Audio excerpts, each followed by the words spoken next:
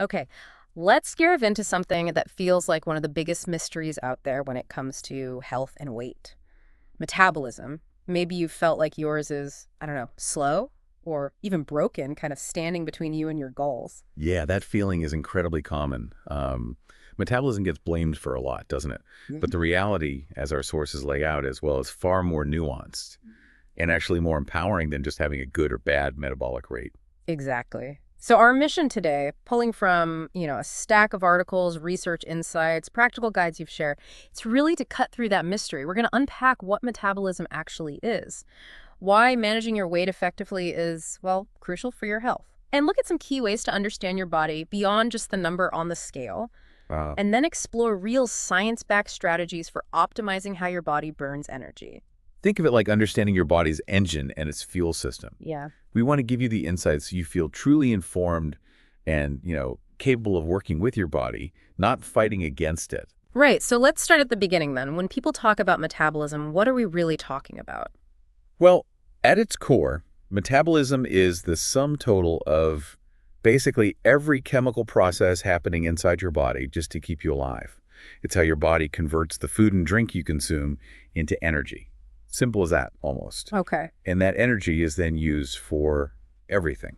I mean, breathing, thinking, moving, growing, Yeah. the lot. So it's not just one single thing you can point to. It's this huge interconnected network of activity. And what the sources make clear is that it's not typically slow in the way people often imagine, right? Exactly. While there can be a slight decline with age, that's often linked more to changes in body composition, which we'll definitely get into. It's not usually the metabolic processes themselves just grinding to a halt. That's a really crucial distinction, I think. It is. And when we talk about the energy your body burns throughout a day, that's your total daily energy expenditure, or TDEE. It's actually made up of three main components. Think of them as different ways your body uses fuel. Okay, and the biggest piece of that pie is your basal metabolic rate, BMR. That's the foundation, isn't it? It is, yeah. Your BMR is the energy your body burns just to perform its basic life-sustaining functions while you're completely at rest. So the fuel needed for your heart to beat, your lungs to breathe, brain activity, cell repair, Mm-hmm. basically just keeping the lights on. Got it. And it accounts for the largest portion of your daily calorie burn, usually somewhere between 60% and, say, 75%. Wow. Okay. So most of the energy we use isn't even for like moving around deliberately. It's just for existing. What are the biggest drivers of that baseline burn then? Your body size and composition are really key, particularly your muscle mass. Muscle tissue is just more metabolically active at rest compared to fat tissue. Ah, okay. So generally, the more muscle mass you have, the higher your BMR will tend to be. Sex also plays a role. Men often have higher BMRs than women, again, often linked to those differences in average muscle mass. And age is a factor too. There's usually a gradual decline, but, and this is important, it can be partly mitigated by maintaining that muscle mass. Okay. So BMR is the big one. Energy burned at rest. What's the next component? That would be the thermic effect of food, or T-Shi. This is the energy your body uses specifically to process the food you eat. So digesting it, absorbing nutrients, transporting them, storing them. Okay. Makes sense. It's a smaller piece, typically around 10% of the calories you actually consume from that meal. And the sources note this part is relatively fixed, kind of hard to influence significantly. Got it. And the third piece, that's the one we probably have the most direct influence over. Yeah. Absolutely. That's activity energy expenditure, or AEE. This is all the energy you burn through all forms of movement. So it includes intentional exercise, like, hitting the gym, going for a run, playing tennis. But the sources really highlight that it's not just about planned workouts. There's this thing called NEAT. Yes, non-exercise activity thermogenesis. Neat. This is all the other movement you do in your day that isn't structured exercise. Like what? Walking around the house, taking the stairs instead of the lift, gardening, cleaning, even just fidgeting at your desk. Ah, The sources point out that NEAT is incredibly variable between people.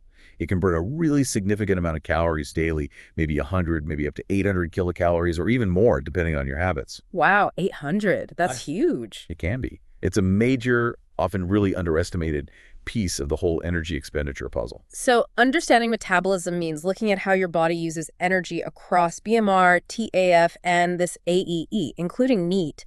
But why is managing weight by balancing that energy equation so important in the first place? It's clearly more than just aesthetics. Oh, absolutely. It's fundamental to long-term health and well-being. Maintaining a healthy weight has just widespread benefits. It's excellent for your heart health, it boosts your overall energy levels, Makes sense. and it significantly lowers your risk of developing a whole host of chronic diseases. Plus, it supports your physical structure, easing strain on joints, improving mobility. And the sources also detail the consequences when weight is outside that healthy range, both being underweight and overweight. Yes, exactly. Being underweight, which basically means not having enough healthy weight relative to your height or, your overall health status. It can result from things like not eating enough variety or maybe issues with nutrient absorption. And the effects. The consequences can include fatigue, just lack of energy, hair loss, skin and dental problems, a weakened immune system, loss of bone density leading to osteoporosis, and even hormonal disruptions affecting reproduction, like irregular periods. Okay, so definitely not ideal. And the risks linked with being overweight or obese are pretty widely discussed too. Precisely. Overweight is generally defined as exceeding the recommended weight for your height, while obesity is marked by excessive, unhealthy fat accumulation. The primary drivers, as identified in the sources we looked at, are consistently consuming more energy than you expend. The energy balance again. Right. An excessive calorie intake coupled with not enough energy expenditure, often due to a sedentary lifestyle. Low AEE, basically. And the health consequences listed are pretty serious. They really are. They're linked to a much higher risk of heart disease and stroke, metabolic syndrome, endocrine hormone disorders affecting reproduction, also chronic pain, like in the back and joints, including osteoarthritis, and even an increased risk of things like gallstones. So, yeah, understanding and managing weight isn't just about fitting into clothes, it's a critical health strategy. Absolutely critical. Okay, so the overall number on the scale is just one piece of information, and the sources really push us to look deeper at what our body is actually made of. This is where understanding body composition and these other key metrics comes in, right? Absolutely. The scale tells you your total mass, but not what that mass is. Your body is essentially made up of two main components, from this perspective anyway. First, there's fat-free mass, or FFM. This is everything in your body that isn't fat. Right, so that includes your skeleton, water, muscle tissue, your organs, connective tissues, teeth, all that stuff. Yeah. And the sources strongly emphasize the benefits of increasing the muscle mass component of your FFM. And why is building muscle so beneficial even if the number on the scale doesn't shift dramatically? Because more muscle directly improves your metabolic health. It helps reduce the risk of developing diabetes. It helps manage excess fat accumulation. It provides crucial support for joint movement and balance. And it significantly reduces the risk of falls and fractures, which is especially important as you get older. It's really metabolically active and physically protective tissue. Got it. And the other main component is fat mass, or FM, your total body fat. Which itself is further divided. There's essential fat, making up maybe 10% of your total fat. And this isn't something you want to lose. It's absolutely vital for healthy cell membranes, your nervous system function, hormone production, like those regulating menstruation and reproduction growth, and helping your body use those fat-soluble vitamins, A, D, E, and K. Right. Essential means essential. And then the non-essential fat. This is the majority, about 90% or so. This fat serves useful purposes too. It cushions your internal organs like your heart, lungs, liver, kidneys. It protects your bones, helps insulate you to retain heat, and importantly, it serves as stored energy. It shapes the body too. And where is it found? It's found both just under your skin, that's subcutaneous fat, and also wrapped around your internal organs, which is visceral fat. And understanding how much fat you have, and crucially where it's stored, seems really important based on the sources, which leads us to the specific metrics they recommend looking at. Yeah, definitely. First up is BMI, body mass index. It's a pretty simple ratio of your weight to your height specifically, weight in kilograms divided by height in meters squared. Now, while it doesn't tell you about body composition, it's a widely used screening tool, and it is linked to overall chronic disease risk. And the sources specifically mention the Asian classification categories for BMI, which are slightly different thresholds. Yes, recognizing population differences is important. For many Asian populations, underweight is considered less than 18.5, normal weight is 18.5 to 22.9, overweight 23 to 24.9, obesity class 1 is 25 to 29.9, and obesity class 2 is 30 or more. It's a quick check, but like we said, it doesn't paint the whole picture. Which is where body fat percentage comes in handy. Exactly. This tells you the percentage of your total body mass that is actually fat. A high body fat percentage, even if your BMI is technically normal, significantly increases your risk of heart disease, high blood pressure, and diabetes. Mm-hmm. The sources provide some illustrative categories. Like for men, a fitness range might be 10–20% body fat, while obese could be over 25%. For women, fitness might be 18–28% and obese over 32%. These ranges give you a much better idea of your actual health status than just BMI alone. Okay. And to understand where that fat is distributed, there's the waist-to-hip ratio, or WHR. Right. Another simple measurement, you measure your waist circumference at the navel and your hip circumference at the widest point, then divide the waist measurement by the hip measurement. It's important because fat stored around your abdomen, that visceral fat we mentioned, is metabolically more dangerous than fat stored primarily on your hips or thighs. And what are the risk levels associated with WHR, according to the sources? Well, for males, a WHR below 0.95 is generally considered acceptable or low risk, but anything over 1.0 is seen as very high risk. For females, below 0.80 is acceptable, and over 0.90 indicates very high risk. It's a quick indicator of that riskier abdominal fat pattern. Makes sense. And the final metric mentioned is the visceral fat index. Yes, this provides an estimate of the amount of fat specifically surrounding your abdominal organs. Keeping this index in the healthy range significantly reduces the risk of metabolic diseases like diabetes and heart disease. What are the levels for that? The risk assessment levels provided are typically healthy, which is an index of 1 to 9, dangerous is 10–14, and very dangerous is 15 up to 59. Looking at BMI, body fat percentage, WHR, and visceral fat index together gives you a far more complete and useful picture of your metabolic health than just stepping on the scale. Okay, so we know what metabolism is, why managing weight matters for health, and how to measure that health beyond just weight. Now, let's get to the absolute fundamental principle governing all of this: energy balance. This is the core law, really. Your weight change is ultimately determined by the balance between the energy you take in, that's calories from food and drink, energy intake, and the energy your body burns, energy expenditure. And the outcome is pretty straightforward, isn't it? Dead simple, fundamentally. If your energy intake equals your energy expenditure, your weight stays stable. Maintenance. If your energy intake is less than your energy expenditure, you create an energy deficit and you lose weight. If your energy intake is greater than your energy expenditure, you create an energy surplus and you gain weight. It's just like a simple budget. Yeah. Spend more than you earn, your reserves like body fat decrease. Earn more than you spend, your reserves increase. The sources even give that handy rule of thumb. A deficit or surplus of roughly 7,000 kilocalories corresponds to about 1 kilogram, or 2.2 pounds, of weight loss or gain. Yeah, that 7,000 kilocal rule is a useful ballpark figure for setting realistic goals. Remember, when we talked about total daily energy expenditure, TDE, being BMR plus T plus AEE, the sources show that under normal conditions, you can estimate your AEE, the activity part, by multiplying your BMR by something called a physical activity level, or PAL coefficient. So roughly, TDEE is your BMR times your PAL. Yep. And that PAL number depends on how active you are. Exactly. It's a multiplier that reflects your average daily activity level. The sources provide typical coefficients. Sedentary, like a desk job with little movement, is about 1.2. Light activity is 1.375. Moderate is 1.55. Active is 1.725. And very active, think athletes or very physical jobs, is 1.9. Estimating your BMR and then picking the PL that best fits your lifestyle helps you get a rough idea of your baseline daily calorie needs just to maintain your current weight. Right. Now, for the really actionable part, how do we strategically influence this energy balance? Not just vaguely eating less and moving more, but using these science-backed methods we found. Exactly. It's about optimizing how you interact with that energy balance equation, making smarter choices. Nutrition obviously plays a huge role. The sources talk about food itself being a metabolic trigger. It absolutely is. And prioritizing protein power is a key strategy that came up repeatedly. Making protein a focus at every meal is beneficial for a couple of main reasons. First, protein actually has the highest thermic effect of food TA compared to carbs or fats. Meaning Your body uses significantly more energy just to digest and process protein. You get a little metabolic boost just from eating it. Second, and maybe even more important for long-term metabolism, protein is essential for building and preserving muscle mass. And as we discussed, more muscle equals a higher BMR, that baseline burn. Right, the muscle connection.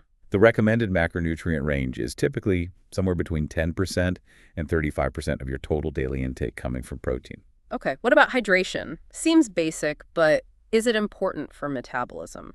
Crucial, actually. Water is essential for countless metabolic processes. Even mild dehydration can impair these functions and potentially slow your metabolism down slightly. So yeah, aim for sufficient water intake throughout the day. Good reminder. And fiber. Fiber, found in whole foods like fruits, vegetables, whole grains, legumes. It's excellent because it slows down digestion. This leads to more stable blood sugar levels, which helps prevent energy crashes and also helps you feel fuller for longer. Satiety. Exactly. Plus, it supports a healthy gut microbiome, and emerging research is increasingly linking gut health directly to metabolic health.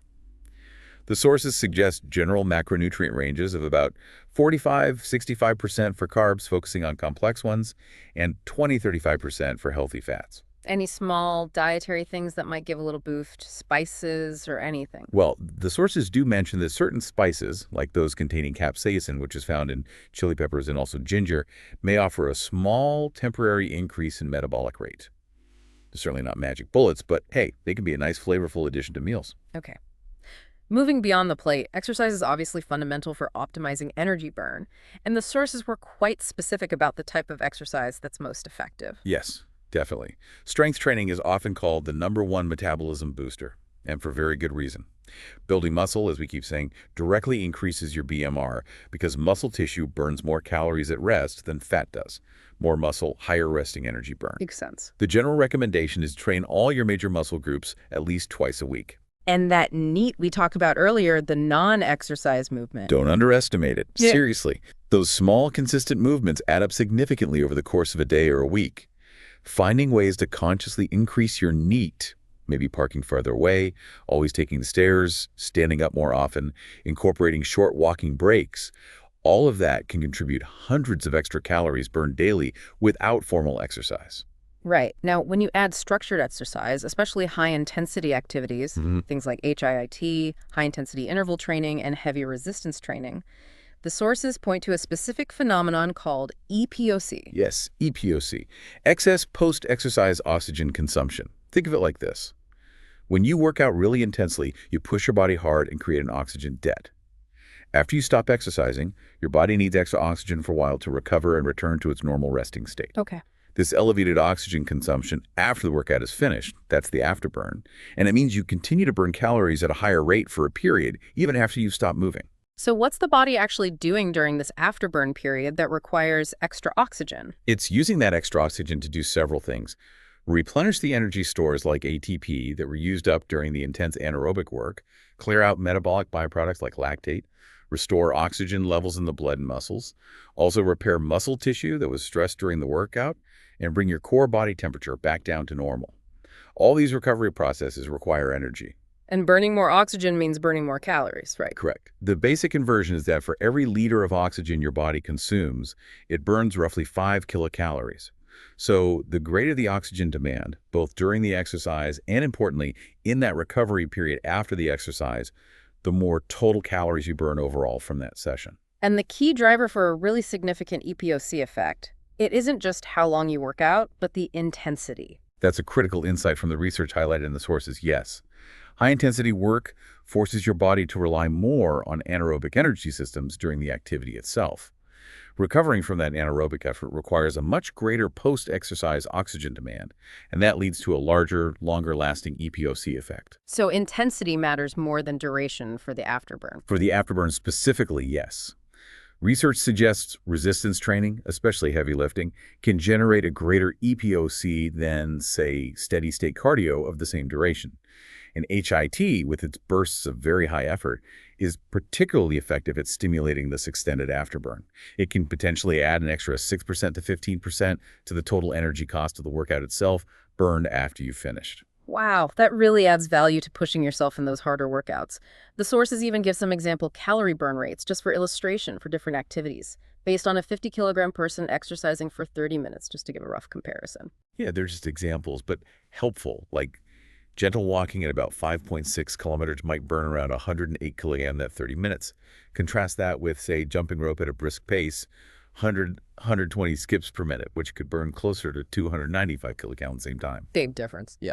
Running at 8 kilometers, maybe 207 kilocal, while standard cardio like singles tennis might be around 200 kilocal.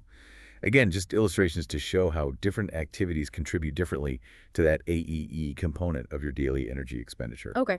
So beyond the specific food choices and exercise types, our general daily habits also have a pretty big impact on metabolism, don't they? Absolutely. Lifestyle factors are hugely influential, often overlooked. Prioritizing quality sleep is just non-negotiable for metabolic health. Why is sleep so important? Well, lack of sufficient sleep disrupts the hormones that regulate hunger and fullness, leptin and ghrelin. It makes you feel hungrier and less satisfied. It also increases cortisol, which is a stress hormone. This whole hormonal disruption can effectively slow metabolism and promote fat storage, especially around the belly. And speaking of stress, managing that seems equally important. Definitely. Chronic stress keeps those cortisol levels elevated pretty constantly. And that can lead to similar metabolic issues, a potential slowdown in metabolic rate, and an increased tendency for the body to store fat, particularly that risky visceral fat. Finding healthy, effective stress management techniques, whatever works for you, is really vital for metabolic health. And what about the common pitfall people fall into when they're trying to lose weight, the super low-calorie approach? Yes, drastic calorie cutting. While a calorie deficit is necessary for weight loss, cutting calories too severely, too quickly, sends a danger signal to your body. It thinks there's a famine. Survival mode. Exactly. Your body's powerful survival instinct kicks in, and it responds by slowing down your metabolism, reducing your BMR to conserve energy. This makes sustained weight loss incredibly difficult, and it often leads to rebound weight gain as soon as the super restrictive diet stops. It's the classic crash diet cycle. So what's the guideline there? The sources generally recommend that for weight loss goals, your energy intake should ideally stay above your estimated basal metabolic rate, and typically not dip below 1,200 kilocal per day to avoid triggering that significant metabolic slowdown. Okay, that makes sense. So putting all this knowledge together, it really requires more than just, hoping for the best. It seems like it needs a structured approach. Right. Weight management, whether for loss, gain, or maintenance, is most successful when you have a clear plan. The sources introduce the idea of setting SMART goals. Smart. Specific, measurable, attainable, realistic, and time-bound. Exactly. A specific goal is clear and distinct, like reduce body fat percentage by 3%. Measurable means you can track it using those body composition metrics we discussed, logging your exercise, maybe tracking your food intake. Yeah. Attainable means it's actually feasible, given your current situation, resources, motivation. Realistic means it's achievable, maybe a bit challenging, but not impossible. And time-bound just means setting a deadline to work towards. The sources even provide some guidance on how you might determine your target metrics, like figuring out an ideal body weight range or a target body fat percentage based on health guidelines, and then calculating how much you might need to adjust your weight, fat mass, or even gain muscle mass to reach that target. Yeah, quantifying the goal makes it much more tangible, doesn't it? And from there, you can estimate the daily calorie intake needed to achieve that goal. For weight loss, aiming to lose about 0.5 to 1 kilogram, that's 1 to 2 pounds per week, is generally considered safe and sustainable. That requires creating a daily deficit of about 500 to 1,000 kilocalories. And for weight gain? For healthy weight gain, like building muscle, aiming for maybe 0.25 to 0.5 kilograms, about half a pound to a pound per week, is reasonable. That means creating a daily surplus of about 250 to 500 kilocalories. And the sources showed a way to estimate your needed daily calorie intake. Let's call it D, right? Yeah, using a formula like G plus B plus C, where A is your estimated energy expenditure under normal conditions, like your BMR multiplied by your PAL. B is the estimated extra energy expenditure from your planned exercise sessions. Got it. And C is the calorie surplus or deficit you need each day to reach your weight goal. So negative for loss, positive for gain. They offer examples of how you can use this calculation to structure your daily intake plan, emphasizing, of course, that it's just a guide, an estimate to structure your approach, not a rigid prescription. Right, a starting point for planning. Exactly. It's about creating that personalized energy balance plan based on your specific goals and activity levels. It's also worth mentioning, while many people worry their metabolism is inherently slow, actual medical conditions that truly cause significant weight gain, primarily due to a slowed metabolic rate. Things like Cushing syndrome or severe hypothyroidism are actually quite rare, according to the sources. That's good context. And finally, a word of caution regarding supplements that promise metabolic miracles. Yes, absolutely. The sources strongly advise skepticism towards dietary supplements claiming to drastically speed up your metabolism or melt fat away effortlessly. These products often lack robust scientific evidence for efficacy or safety. And regulatory oversight, like from the FDA, doesn't typically require proof before they hit the market. Buyer beware. Definitely. Always consult a healthcare professional or registered dietitian before considering such supplements. There really are no magic pills for sustainable results. Well, this has been a really comprehensive look at metabolism and weight management, pulling back the curtain on the science behind it all. Yeah, I think it's clear that understanding how your body's energy engine actually works, why managing weight matters so much beyond just the surface, and then leveraging those key metrics we talked about, and consistently applying smart, evidence-based strategies across nutrition, exercise, and lifestyle. That's really the path forward. It really shifts the focus, doesn't it? It's not about fighting some perceived broken metabolism, but more about empowering yourself with the knowledge to make choices that optimize your body's natural processes. Exactly. It's about building an efficient, resilient, and energetic self by working intelligently with your body's biology, not against it. So here's a final thought for you, our listener, to consider based on everything we've dug into today. How can you take just one specific metric we covered? Maybe it's getting a better estimate of your body fat percentage range, or measuring your waist to hip ratio, or maybe even taking a stat at calculating your approximate daily calorie target based on your activity level and your goals. How can you use that single piece of information to gain a deeper understanding of your body and help guide your approach, moving beyond just that simple and often frustrating number on the bathroom scale? Something to reflect on as you continue your journey towards better health.